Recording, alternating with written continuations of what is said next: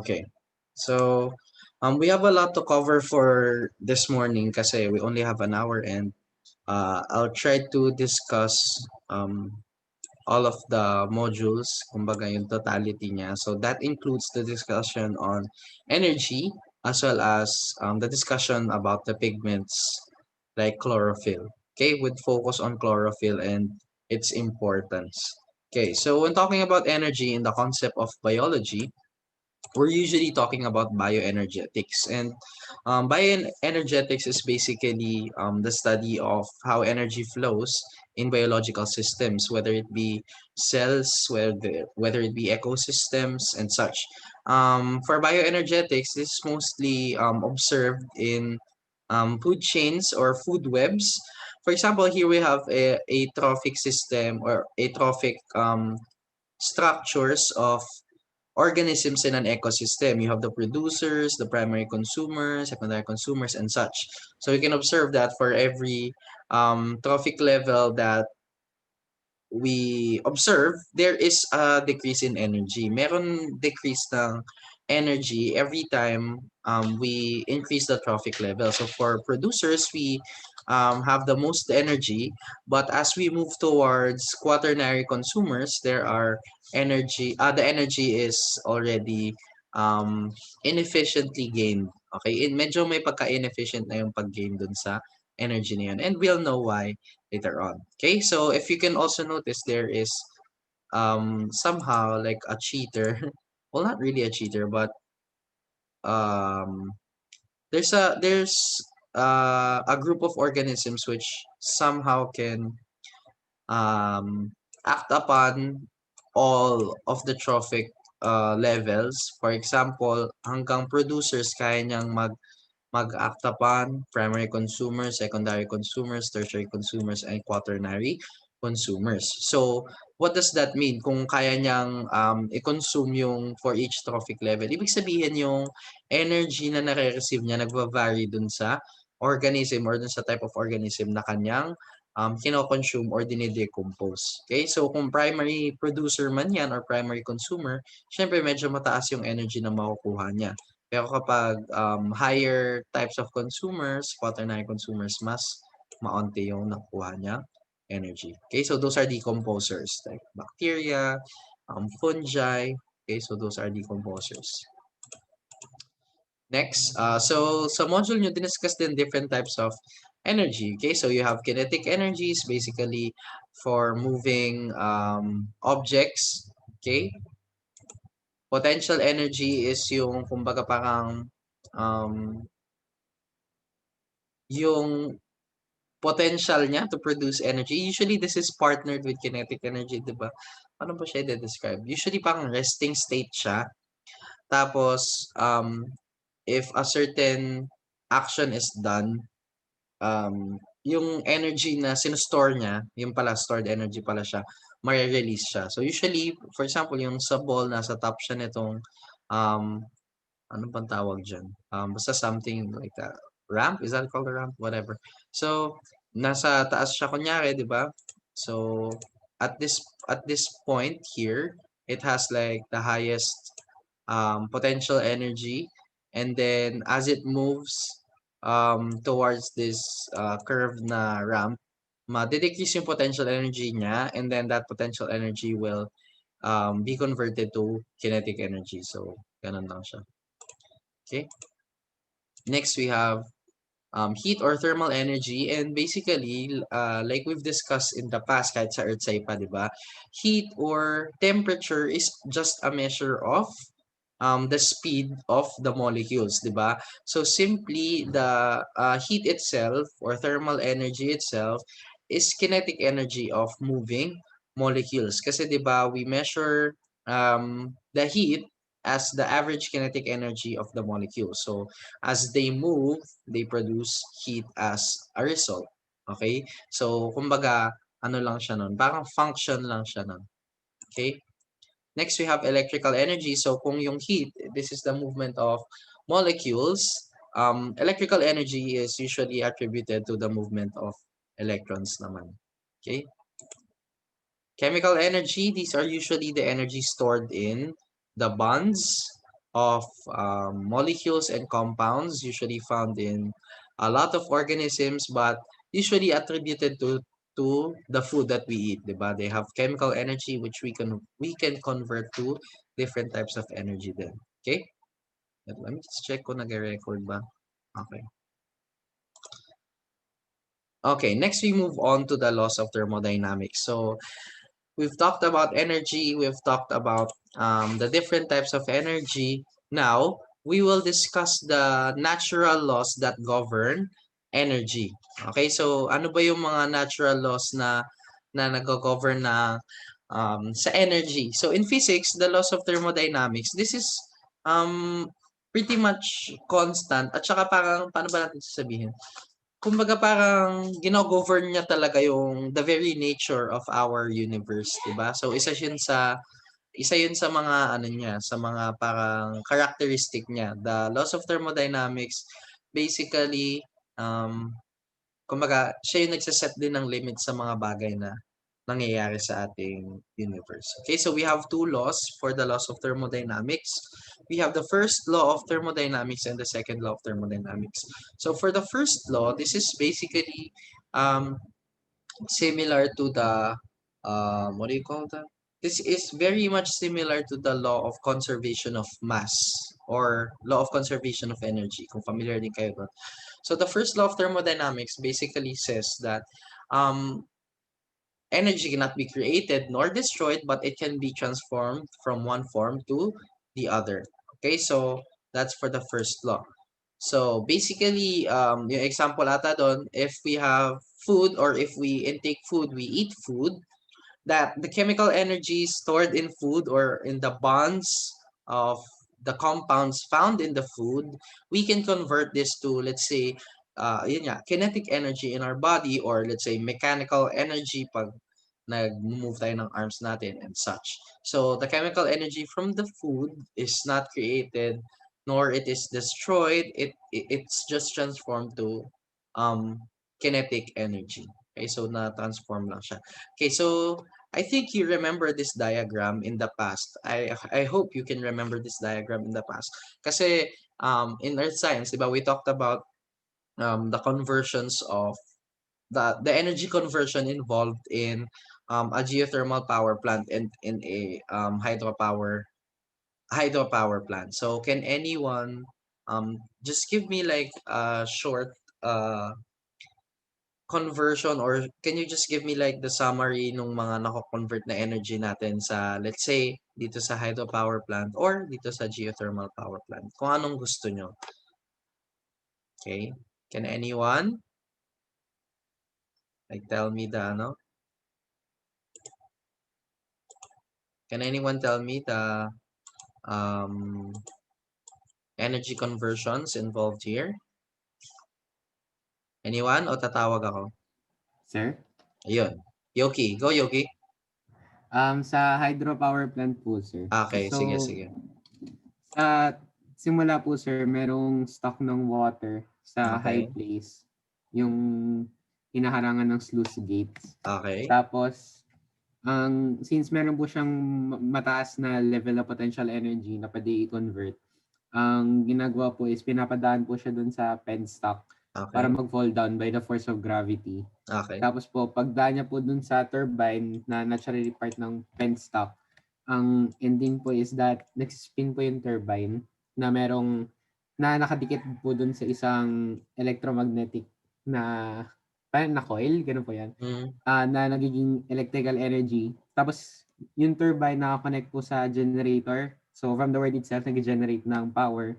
Powerhouse, yung po yung nagsistore ng energy or nag-amplify ng energy para i-transmit sa transformer. Tapos yung transformer, yun yung nag-amplify mismo. Tapos po, power transmission cable pang lipat po dun sa distribution lines. And meanwhile, yung water po na nahulog, since na-convert na po yung energy na nandun, magfo-fall po siya dun sa downstream outlet at babalik po siya sa nature. Yun po, Okay. sir. Very good, very good. So thank you.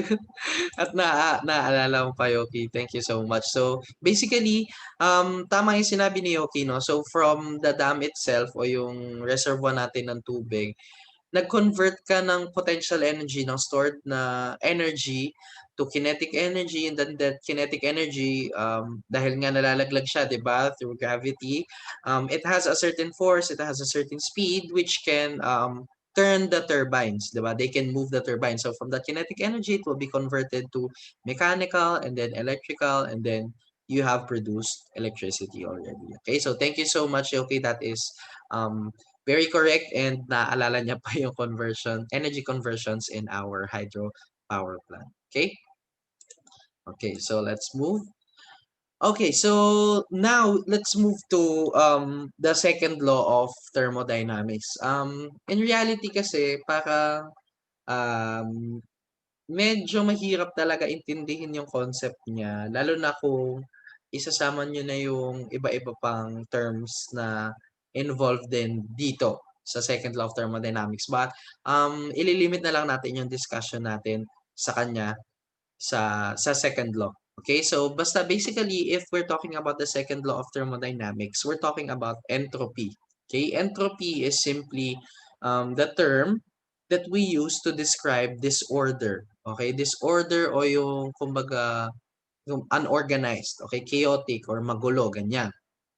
So when talking about the second law of thermodynamics, we can say that for energy conversion kasi, for converting one type of energy to another type of energy, it is not 100% efficient. Okay, so most of the energy that is transformed, hindi naman most, a certain amount or a certain ratio of the energy transformed is um, transformed into heat. Okay? So for example, yung chemical energy dun sa food, 'di ba? Mako-convert natin to kinetic energy sa ating bodies. Hindi siya 100%. So for example, 100% na chemical energy, 'di ba? You convert it to kinetic energy. Hindi siya 100% na kinetic energy matatransform mo. It's more of parang siguro mga 70% ganyan, or at least more than half nung energy na tatransform siya into the useful energy, but the rest of it is lost as heat. Okay, so ganun siya, na-lose natin siya as heat. Okay, so we have the following questions here. What happens after energy, after it performed its work? So ano nga ba nangyayari dun sa energy after niya ma-perform yung work niya? Okay, so for example, nagamit na natin yung energy to perform the work, like let's say bend our arm, or kung ano pang type of work yan. What would happen to that energy? Okay, so that energy will be, di ba, transformed nga into another type of energy, but some of it or most of it is lost as heat. Okay, we lose that heat. So why can't we recycle energy? So in that sense, if natatransform naman pala yung energy, if it is transformed into heat, why can't we recycle that energy? Bakit nga ba hindi natin siya na-recycle na yung energy na yon, yung nahanap natin dun sa environment? Okay, so yun nga, dahil nga it is not readily available to us. Kumbaga, hindi naman siya yung, kahit ma-transform pa yung energy na yun, hindi naman yan siya basta-basta na pwede na lang natin ma-accumulate, pwede nating makuha, 'di ba? So, for example, 'di ba, o sabi niyo sir nata-transform siya as heat, energy, ganyan. O so ibig sabihin yun sa paligid ko pwede kong kuhanin as source of energy. Yes, pwede mo naman talaga siya kuhanin. The question would be is if you can accumulate it, or if you can actually, let's say, absorb it. Okay? Useful, ano ba siya? Nasa usable form ba siya para ma-absorb mo? Eh, 'di ba, para makuha natin yung energy na yun, kailangan natin siya makain, kailangan natin siya i-digest. So, pagkain ba yun? Ganyan? Can we convert it to food and such? So, no, 'di ba? So, basically, may mga energy conversions na very inefficient na kumbaga parang medyo magsasayang ka ng panahon na i-convert siya into that. Okay? So, possible naman kasi talaga. The question is nga, yun nga, kaya mo ba siyang kaya mo ba siya una ma-accumulate and ma-turn into something useful, or something that we can easily use. Okay? So, yung entropy, isa to sa pinaka um, observable siya usually is let's say yun nga sa mga LRT or MRT for example. So yung scenario, nasa train ka, 'di ba? Sorry, nasa train ka, and then may aircon syempre, 'di ba? So let's just say na gumagana yung aircon dun sa LRT na yun or dun sa train na yun. So kunyari gumagana siya, 'di ba? So 'pag ikaw, let's say ano lang kayo dun, 5 lang kayo dun sa bagon, malamig pa siya, 'di ba? It is, medyo malamig pa siya. So 'pag dumagdag na let's say na 5 tao, okey medyo ano na tayo, medyo hindi na gano'n kalamig. So, let's say siksikan niyo pa, pagsiksikan niyo pa ng pagsiksikan niyo pa yung typical na rush hour scene sa mga MRT or sa LRT lines. 'Pag gano'n na nangyari, even though may aircon, yung mga tao do'n, yung mga individual na tao do'n, siyempre may mga kanya-kanya silang metabolic processes, cellular processes na nangyayari sa katawan nila. So, kung nagkakaroon ng mga cellular processes do'n, nagkakaroon ng mga energy conversions na pangyayari do'n sa mga cells nila, nagre-release din sila ng heat. Ngayon, kahit na may aircon pa 'yan at tabi-tabi na kayo, siksikan na kayo, lahat ng individuals do'n nagre-release ng heat, hindi niyo naramdam yung aircon na yun. So, yun yung typical na scene. It's because of entropy. So, kung naiinitan ka do'n sa mga ganyan, dahil nga 'to sa ano, sa entropy kasi mostly nagre-release siya as heat. Okay? So, by the way, can I ask a favor for some of you to um, document the lecture? So, print screen lang. Okay? Thank you so much. Okay, so that is for entropy. And when talking about entropy, usually we're also talking about the spontaneous, paano ba yung word na yun? Spontaneity? Basta, usually when talking about entropy, we are also talking about yung kung ang mga reactions ba ay spontaneous or not. Kasi, pag na-discuss na natin usually yung entropy, we're also talking about free energy. So, if you're familiar with, sorry, if you're familiar with free energy, I'm sure some of you have read it. Yung free energy is basically the energy that is available to do work, di ba? Is that correct? Free energy is the energy available for work. Okay, available for work.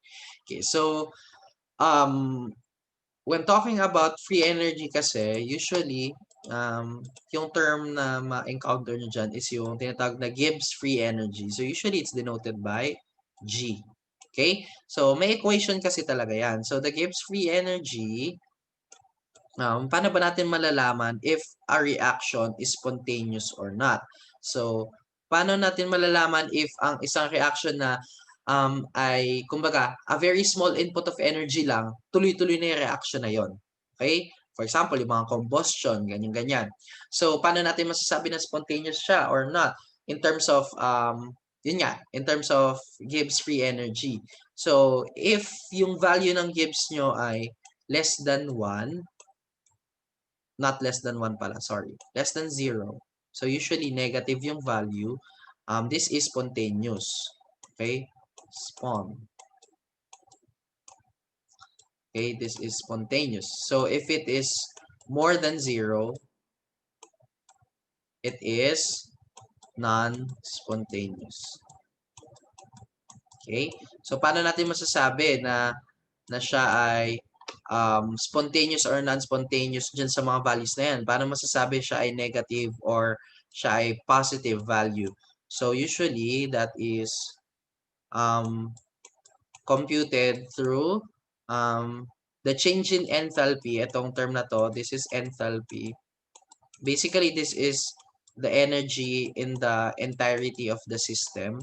So, yung total energy minus the temperature and the change in entropy. So, the change in S is denoted as entropy. Okay? So, if, let's say, mataas yung value ng product nitong dalawa na to, it has higher value compared to the enthalpy, magkakaroon ka ng negative na Gibbs free energy. Okay, negative value. So, kung magpa-positive value yan, ibig sabihin, the enthalpy has a higher value. Okay, so again, in order for it to be spontaneous, the Gibbs free energy should be negative. In order for it to be non-spontaneous, the Gibbs free energy should be positive or more than 0. Okay? Okay, so here we have, um, pag sinabi mong spontaneous yung reaction, usually it is also exergonic or nagre-release siya ng energy. Kapag naman siya ay non-spontaneous, usually siya ay endergonic. So endergonic meaning kailangan nating mag-input ng energy. So dito, kung makikita nyo, if you can notice, sa isang exergonic na reaction, yung reactants, they have higher free energy. Mas mataas yung free energy ng reactants kesa sa products. Okay? Kesa sa products. Because, again, the energy is released. Okay? Um, it is released through the reaction. Diba? As the reaction progressed, the energy from the reactants is released. Okay? That's why yung products, they have lesser, sorry, hindi dapat pa ganyan. They have lesser energy. Okay? How about for the ano naman? For the endergonic reaction. So, kung sa exergonic reactions or the spontaneous reactions, reactants have higher energy, free energy compared to the products. When it comes to endergonic reactions, the reactants have lower free energy as compared to the products naman. Kasi if sa exergonic nag-release ng energy, dito sa endergonic kailangan mong mag-ambag ng energy, okay, in order to produce the products. Okay, so exergonic reactions are usually grouped with catabolic reactions. Catabolic meaning yung mga destroying or yung, hindi destroying yung term eh. Paano ba natin sasabihin yan? Catabolic usually yung mga parang breakdown. Okay?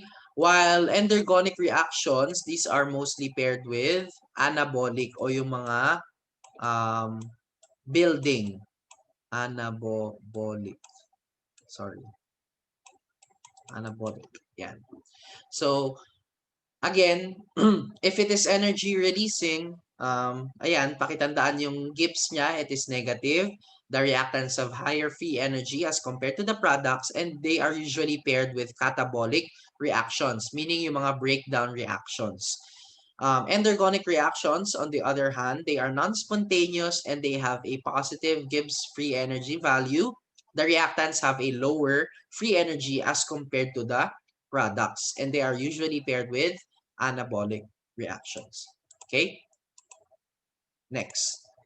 Okay, so natapos na natin pag-usapan yung mga types of energy and the exergonic and endergonic reactions as well as the laws of thermodynamics. Now, let's talk about how energy is described in a cellular environment. So sa cellular environment kasi hindi na tayo nandun sa mga wala na tayo dun sa mga parang physics na concept ng energy. Nandun na tayo sa more on sa chemistry na side niya. Kumbaga, we're talking about the energy in bonds, so usually chemical bonds, and how this is used as a source of energy in a cellular environment. And if we're talking about cell energy or the bioenergetics in a cell, we cannot talk about we cannot miss talking about ATP or adenosine triphosphate. Okay, so for adenosine triphosphate, it is simply a compound that is composed of adenine, a nitrogenous base. So adenine is a nitrogenous base. Ang hirap nang makita nito. Sorry. Adenine, the nitrogenous base. Wait. Okay. So adenine, a nitrogenous base. Ribose is a type of sugar. So ribose, sugar. And lastly is the phosphate group. Okay, so the phosphate group, which is composed of 3 phosphates. Okay, tatlong phosphate that are weakly bonded. Medyo weak yung kanilang bonds. So, kaya natin nasabing weak because this is easily cleaved or actually not cleaved. This is easily hydrolyzed by water. Okay. And kailangan na medyo mabilis yung process sa ATP because mabilis din siyang magamit and mabilis din siyang ma-produce. Okay, so this is the structure of ATP, again composed of a nitrogenous base, ribose, and a triphosphate group. Okay, so what happens when you use up ATP? So what happens is that if ATP is consumed or gagamitin siya sa isang reaction, so again, the reactions that need the input of energy is endergonic reactions or anabolic reactions. So yun yung mga may kailangan ng ATP usually. What will happen is one phosphate will be hydrolyzed, okay? Hydrolyzed by water, okay? So yung process na yun, hydrolysis. So kung tayo ay dumaan na sa biomolecules, kaso later on pa yun sa Gen Bio. Yan, dito natin usually matotalk about yung mga yon, hydrolysis, mga bonds, kasi yun yung mga usual na dinidiscuss sa mga biomolecules, like including this one, ATP. So once that ATP is hydrolyzed, okay, nagamit natin yung energy, di ba? And na-hydrolyze siya through water. It will turn into ADP or adenosine diphosphate. Okay, di na lang kasi dalawa na lang. And if, syempre, if we're true to the equation, ATP will be equal to ADP plus inorganic phosphate o yung nawalang phosphate plus energy, yung na-release na energy dun sa pag-consume ng ATP. Okay? Ayan. So usually, pag nakita nyo din sa module doon, tama yung nakasabi doon na yung reactions na to, they are usually paired or coupled. If merong endergonic na reaction or anabolic na process, this is usually paired with an exergonic reaction or a catabolic process. Okay? So, for example, you digest food. For example, you digest meat or something like that. The protein that is digested from there will be used to build up muscle tissue or will be used to build up tissues in your body. So, yung digestion is an example of a catabolic process, breakdown of the food, and the building of the tissues o yung growth ng tissues mo, that is an example of an anabolic process. So, those two things are paired together. Okay? Parang ganun yung idea sa kanya. Okay. I think we're done with energy. Ayan. So, lang ko ng 1 minute. So, we're done with energy. Let's have chlorophyll next o yung mga pigments. Okay? So, I'll try my best na medyo pilisan na. Okay. Are there any questions about energy, about the laws of thermodynamics and such? Any questions? May questions po ba? About energy? Are there any questions? O ako magtatanong? Wala. May questions po ba? None so far po, sir. Okay, none. How about the others? Wala? Okay, sige. Okay, so let's have the discussion on chlorophyll or pigments in general. But I'll be discussing a little bit about light reactions then kasi I feel like the importance of the pigments, especially chlorophyll, is highlighted by the light reactions in photosynthesis. Okay? And kung ano talaga yung pinaka-function niya, kung ano talaga yung pinaka ano niya, kumbaga ambag niya sa mga plants, it is highlighted in the light reaction events. So I'll try to discuss a little bit on that. Okay, so when talking about chlorophyll, of course, we're talking about plants, di ba? So plants, they are organisms that are autotrophs o yung mga tinatawag nating producers, di ba? They produce their own food using the energy from sunlight, turning it into glucose or turning them into sugar or as a source of energy. Okay, so these plants, the producers, they are responsible for capturing that light energy and turning it into usable chemical energy in the form of glucose or other carbohydrates, diba? So, but in reality, the plants, they are not isolated cases of producers or autotrophs. There are a lot more organisms which can produce food from sunlight, and we have yung mga algae or yung mga seaweed, tinatawag nating seaweed. We also have microalgae o yung mga microscopic na organisms which can photosynthesize. And more importantly, we also have bacteria o yung mga prokaryotes, di ba? So cyanobacteria, sorry, excuse me. Cyanobacteria, di ba, is an example of a prokaryote that is also photosynthetic or is also a producer. Okay, so if you're familiar with cyanobacteria, again, they are the ones responsible for the for transitioning the Earth from a carbon dioxide-rich environment to a oxygen-rich environment. Sila yung nagpauso ng photosynthesis before it was cool.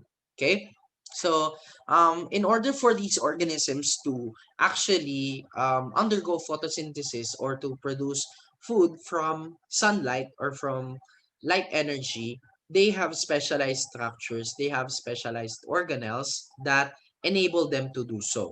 Okay, so itong mga tinutukoy natin or itong tinutukoy ko is basically the chloroplast, di ba? So the chloroplast is a plastid, it's an organelle that is limited to producers.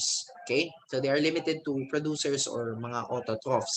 So these autotrophs, they have chloroplasts which contain different types of pigments. Okay, pigments, basically these are light absorbing molecules or compounds. They have the ability to absorb light energy, or they have the ability to um, ano ba yung term natin? They have the ability to be excited by light energy. Kumbaga na-excite sila to a certain state, 'di ba? They are on the excited state. Kumbaga ganun.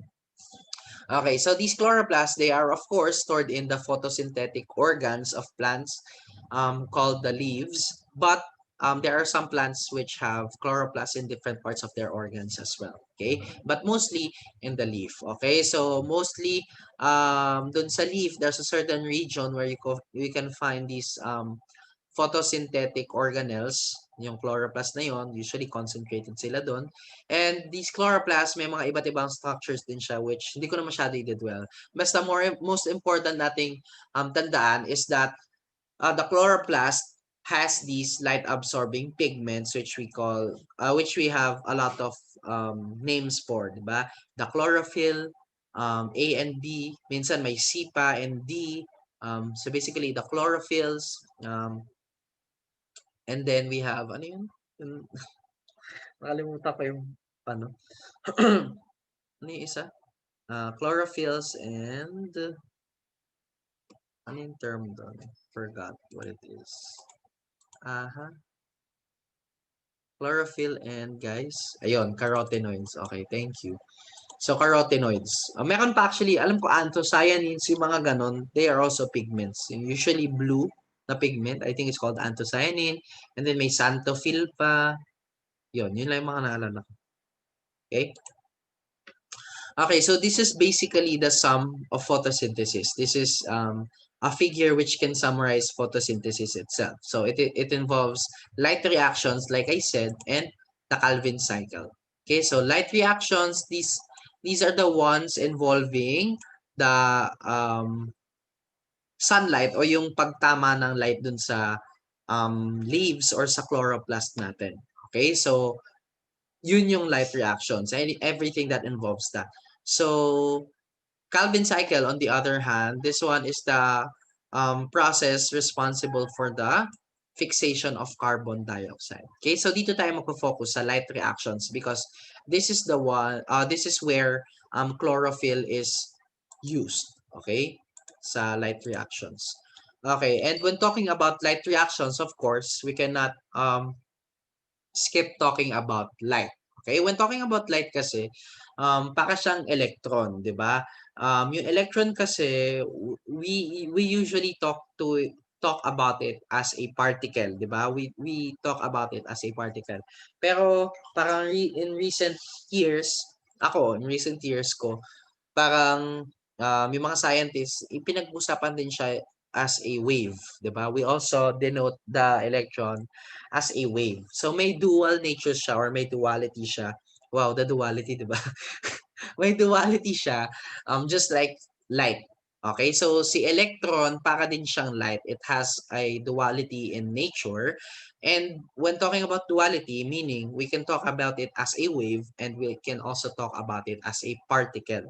Ba? So light, usually it is discussed during junior high school, it is usually discussed as a wave. Okay, it is usually discussed as a wave. And light itself or visible light, it is only a part or a fraction of what we call the electromagnetic radiation or the EM radiation. So the visible light, as you can see, it is somewhere in between the frequencies of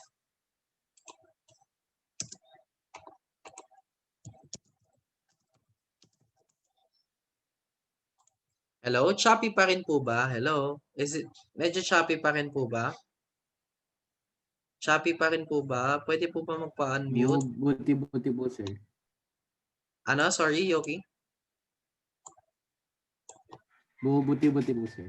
Okay na ulit? Hello? Okay na Ayan, ba okay ulit? na po. Okay.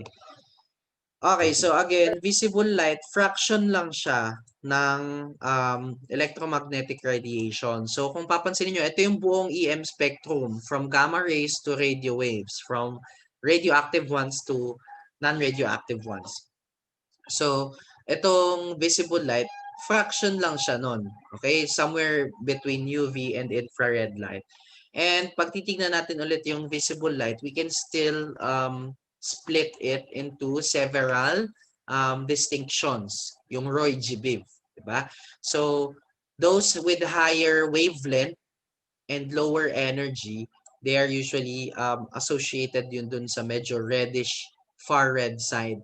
While those who have shorter wavelength and higher energy, they are usually those associated with bluer or violet light. Okay? So, kaya ganon, kasi 'di ba, when talking about waves, may relationship yung wavelength with energy. Actually, pati frequency, 'di ba? Meron din siya. Ito ba 'yon? Ganyan ba 'yon? Ganyan ata yung frequency. So, if it has a shorter wavelength, if it has a shorter wavelength, Sir? it has a, hello? Nawala ba? Hello? Hello? Nag-choppy po ulit, sir. Okay, okay. Sorry po. Sorry. La, sorry po. Sir, okay lang po, sir. Okay na, okay na. Hello? Okay na? Shorter wavelength. Okay. So, Okay na shorter po, sir. wavelength, if it has a shorter wavelength, it has higher energy and it also has higher frequency. Okay? Opposite naman yun dito. If it has higher wavelength, it has a lower energy and lower frequency. Okay? So sa light when sa visible light, 'di ba? Yun nga, napag-usapan natin yung characters niya, ay yung properties niya as a wave. But pagdating natin sa light reactions sa plants, usually pinag-uusapan na natin yung light as a particle. Okay, yung mga photons. So usually we're talking about photons on this end of our discussion. But um hindi pa rin mawawala yung properties ng light as a wave. Okay? Hindi mawawala yun. Hindi naman separate entities yun. It's more of dalawa yung properties niya. Property as waves and then property as particle. Okay, ganun siya. So dito, para ma-observe yung yung actual na absorbance ng mga pigment na yon, gusto natin malaman, for example in the past gusto nila malaman kung ano ba yung certain na light or wavelength ng light na kung saan magre-react yung chlorophyll or kung saan pinaka-efficient yung chlorophyll. Okay, so basically ginawa nila yon gamit ang isang spectrophotometer. So yung spectrophotometer, spectrophotometer. Okay, so yung spectrophotometer, this is a simplified version. Basically, ginawa nila, nag-beam sila ng light Pero itong light na to, certain wavelength lang yung binibeam nila dun sa chlorophyll. So for example, i-adjust nyo tong prism para ang ipakita, ang i-transmit niya lang is red. Tapos susunod naman orange, ganyan-ganyan. So isa-isang wavelength. Okay, trinayin nila yung isa-isang wavelength. And then, basically, yung wavelength na yon, magta-transmit siya and then i-hit niya yung chlorophyll na nandito sa test tube or nandun sa solution. So may chlorophyll din sa solution. Of course, chlorophyll will react to that wavelength and magpo-produce yun ng electricity. Okay? Yung reaction between the chlorophyll and the wavelength, it will produce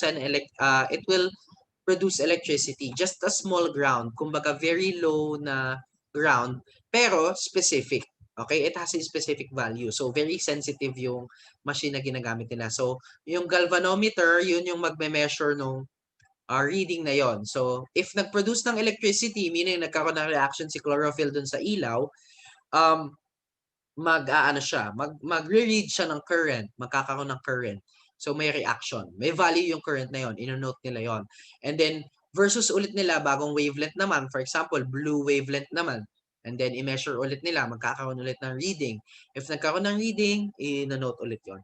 So through this experiment, through this machine, na-determine nila yung exact values o yung exact na absorbance nung chlorophyll against different wavelength of visible light. So nalaman nila that hindi white light or hindi buong visible light yung ina-absorb ng chlorophyll, but instead a certain wavelength lang yung kinukuha nila. Okay, so we discovered that these pigments actually they mostly absorb um, light sa wavelength nung violet and blue, so 400 to around 450 siguro, and far red, which is around siguro let's say 680, 690 nanometers. Okay, so mostly ng pigments natin, doon sila nag-absorb ng light. So sir, what happens naman dun sa dito sa nasa taas? So dito, papakita ko sa inyo na may slight differences yung pigment. May kanya-kanya silang sensitivity towards different wavelengths of light. So what can you notice? For example, chlorophyll A, it has higher absorbance dun sa far red side. While dito naman sa medyo violet bluish side, si chlorophyll B yung may mas okay na absorbance. Okay? For carotenoids, usually, carotenoids kasi they function mostly for, ano yun? Shit, unstable na naman. Okay, so they mostly function for, hello? Choppy pa rin ba? Nag-choppy ba ulit? Hello? Choppy po ba ulit? Hello po? Choppy po ba ulit? Hello? Sir? Choppy po ba ulit? Medyo po, sir. Okay, sorry po. Okay. Sabihan niyo ako if okay na. Hello? Hello? Hello? Okay na ba? Oh, Hello? buti-buti na po, sir. Hello? Okay. Sige. Okay, sige. Sorry, medyo unstable ata internet. Okay, so again, yung carotenoids, they mostly function for preventing what we call photorespiration. Tama ba yun yung term? I think it is. I-check ko later. Photorespiration. So, yung photorespiration, parang basically, ito ay resulta ng oxidative stress sa plants. Sir, bakit may oxidative stress yung plants? Bakit sila nasi-stress ng mga free radical? 'Di ba dapat tao lang 'yon or animal lang 'yon? Ibig sabihin, sir, kailangan din nila ng antioxidants. Yes, kailangan nila ng antioxidants and in reality, mga plants talaga nagpo-produce ng antioxidants. Hina-harvest lang nating mga humans. Ginagamit lang natin yung mga antioxidants na nahanap natin sa plants. So, si carotenoid kasi, yung reactions kasi sa light reactions, yung mga nangyayari doon, usually nagpo-produce yan ng mga free radicals o yung mga ano ba yung term doon? Yeah, I think radicals yung term doon. Yung mga free, mga free na mga usually oxygen um And yung mga free radicals kasi mabilis silang mag-react sa iba't ibang bagay and sa iba't ibang compounds. Meaning nagko-cause sila ng havoc sa isang cellular environment. Kaya kailangan ma-prevent yung stress o yung pag-produce ng free radicals. Paano i-prevent yon? Through antioxidants. Carotenoid is a pigment which tries to prevent that oxidative stress by absorbing some of the excess light. Kasi yung excess na light waves o yung mga excess na wavelengths, sila usually yung nagkakos ng oxidative stress o yung nagpo-produce ng free radicals. So if may carotenoid, kumbaga siya yung backup natin to prevent that stress from happening. Okay? So when talking about chlorophyll, laging nade-discuss yung structure niya. And the only difference between chlorophyll A and chlorophyll B is one one ano bang term natin dyan? One molecule, which is yung CH3. So sa chlorophyll A, methyl ba tawag dyan? Di ko alam. Basta yun, yung CH3, napapalitan siya ng CHO sa chlorophyll B. Okay, so kung chlorophyll B yan, magiging CHO yan. Yung carotenoids and other pigments, mas different yung structure nila from mas different yung structure nila from ano bang term doon? From chlorophyll. Okay. So, etong chlorophyll, it can be divided into two, parang phospholipid. It can be divided into two, the porphyrin ring o yung kanyang head and yung hydrocarbon tail. Okay? So, itong hydrocarbon tail, of course, this is the hydrophobic one. Sorry. While the porphyrin ring, this is, I think, the hydrophilic one. The head is the hydrophilic one. Okay, so baliktad ata siya ng phospholipid. So if you notice, the chlorophyll has a center element. May center element siya which is magnesium.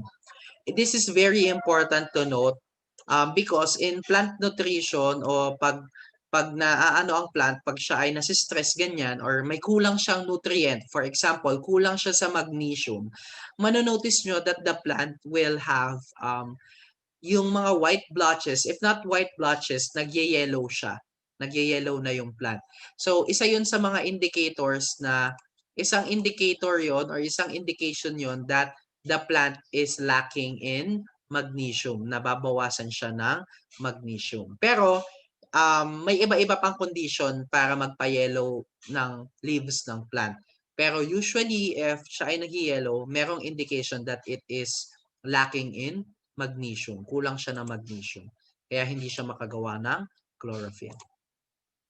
Okay, like I said, the chlorophyll has the ability to absorb certain wavelengths of light or photon, di ba? So if light or a photon or light particle hits a chlorophyll molecule or a chlorophyll, what would happen is that the chlorophyll would absorb the energy from this light and then um, itatransport ang tawag doon ano niya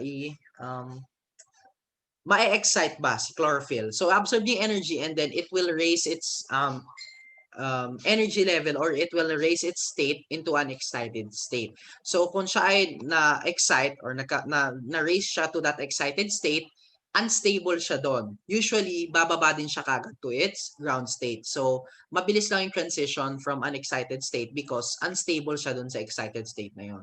In order to go back to its ground state, what would happen is that it would release heat.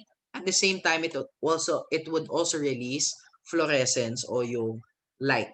Okay, mag-release din siya ng light back.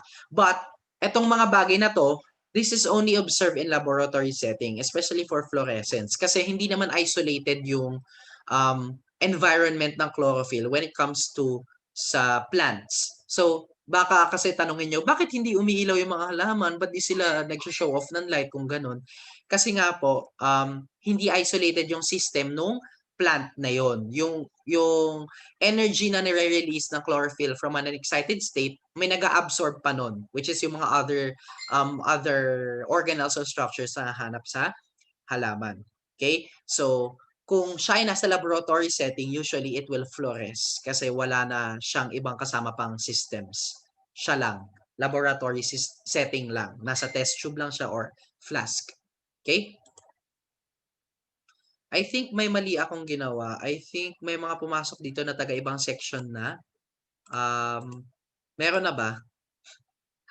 May pumasok ba mga taga-ibang section o nagre-reconnect lang yon? Kasi baka napasok ko na sila. Meron po. Sorry, paki-leave na lang muna saglit yung mga pumasok sa ibang section. I'm sorry, akala ko nagre-reconnect sila so accept lang ako na accept. Sorry. Okay, bibilisan ko na. Onti na lang to. Basically, ganito na lang po ang nangyayari, no? So, if you're curious about this, you can read this in Campbell as well as you can watch videos then. So, ano ba yung nangyayari sa light reaction sa mga chlorophyll natin kapag nagkakaroon na ng photosynthesis or nag-undergo na sila ng photosynthesis? So, basically, yung photon, pag hinit niya yung isang chlorophyll molecule or chlorophyll pigment or isang pigment, it will be raised to an excited state, di ba? It will be raised into an excited state. And once it's raised to an excited state, it will go back to its ground state then, di ba? And this happens because it will release energy. So that energy will be passed down to the next chlorophyll or to the next pigment. It will again raise its energy, be excited. If it becomes excited again, it needs to go back to its ground state dahil unstable siya. Then it will pass again. So mapapasa niya ulit yung energy. Pasa. So there will be transfer of energy or yung pagpasa-pasa natin ng energy towards what we call the primary not primary electron center. What do you call this again? It will be passed down to this pair of chlorophyll molecules. I forgot what this is called. May term dito eh. It will be passed down to this pair of chlorophyll molecules. Ma-excite ulit to, itong chlorophyll molecule na to, yung nasa gitna. And then it will pass its energy to what we call the primary electron acceptor. Itong nasa gitna na to, nasa taas na to. This primary electron acceptor, may processes na mangyayari once this is raised to an excited state. Okay? So, in reality kasi, may dalawang sistema tayong tinitignan when it comes to light reactions. Photosystem 2 and photosystem 1. Photosystem 2 yung nauuna dun sa light reaction process. Bakit naging 2 siya, sir, kung nauuna siya? Kasi, pangalawa siyang nadiskubre. Unang nadiskubre ng mga scientists is yung photosystem 2. Pangalawa nilang na-discover yung photosystem 1. Kaya nauna yung photosystem 2. So, ganun lang. Dahil lang sa pag-discover nila kaya medyo nakakalito. So, ang nangyayari again, pasa-pasa. Ayun, P68, P680. Yun yung pangalan ng special pair ng chlorophyll molecules na yun. So, basically mangyari, again, ulit, sa photosystem 2, pag may photon na nag-hit sa pigment, ipapasa-pasa yung energy hanggang ma-reach niya yung reaction center. Okay? Ito yung reaction center, itong light purple or itong bluish na to. Once na ma-reach na yung reaction center, si P680, yung special pair of chlorophyll molecules, it will be raised to an excited state. Pag na-excite na siya, ipapasa niya yung electron sa primary electron acceptor and then may certain chain or processes na mangyayari which will produce ATP and that energy will be transported to photosystem 1. Photosystem 1 will then accept the energy through the special pair of chlorophyll molecules again which is P700. Magkakaroon ulit ng pag-excite. Electron will be accepted again by the primary electron acceptor, tas ipapasa-pasa ulit yung energy until makapag-produce ka ng isang electron carrier which is NADPH. Okay? But this is what we call the linear process or linear way of looking at it. Meron pa kasi siyang cyclic. Okay? So, let's end there. Basta po, tatandaan nyo lang sa chlorophyll that it actively participates in light reactions. More specifically, it is involved in passing energy or energy from a photon from a system of several chlorophyll molecules towards dun sa light reaction center which will accept the energy through a special pair of chlorophyll molecules and then pass the electron towards the primary electron acceptor. Okay? Okay, are there any questions? Are there any questions, guys? May nag, ano ba, document? Hopefully may nag-document. Are there any questions? Let me stop recording.